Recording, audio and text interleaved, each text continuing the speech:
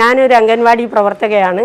ഞാൻ 40 വർഷം അംഗൻവാടി പിഞ്ചു കുഞ്ഞുങ്ങളെയും സമൂഹത്തെയും നല്ല പ്രവർത്തിച്ച ഒരു വ്യക്തി കൂടിയാണ്. പക്ഷേ ഞങ്ങളുടെ ദുഃഖപ്പാടും കഷ്ടതകളും ഞങ്ങൾക്ക് ആരോടും പറയാനില്ലാത്ത ഒരവസ്ഥയിലാണ്. കാരണം ഞങ്ങളുടെ സുപ്രീം കോടതി ഗ്രാറ്റുവിറ്റി അനുവദിച്ചിട്ട് പോലും നമ്മുടെ സംസ്ഥാന ഗവൺമെൻറ് അതിന് ഒരു അവഗണനാ മനോഭാവത്തോടു കൂടി പെരുമാറുകയാണ്. പക്ഷേ അതിൽ നിന്നൊക്കെ കാരണം ഞങ്ങളുടെ കുടുംബത്തെയും കുട്ടികളെയും അവഗണിച്ചുകൊണ്ട് സമൂഹത്തിന് വേണ്ടിയും കുഞ്ഞുങ്ങളുടെ ഉയർച്ചയ്ക്ക് വേണ്ടിയും പ്രവർത്തിച്ച ഞങ്ങളെ ഈ രീതിയിൽ കാണിക്കുന്നത് ഏത് ഗവൺമെൻറ് ആയാലും കാണിക്കുന്നത് വളരെ പരിതാപകരമായ ഒരവസ്ഥയാണ്.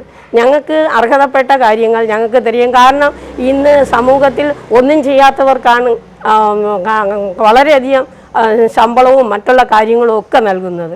പക്ഷേ ഈ കഷ്ടപ്പെടുന്ന വ്യക്തികൾക്ക് യാതൊരു മുൻഗണനയും കൊടുക്കുന്നില്ല എന്നുള്ളതാണ് എൻ്റെ ഒരു അഭ്യർത്ഥന.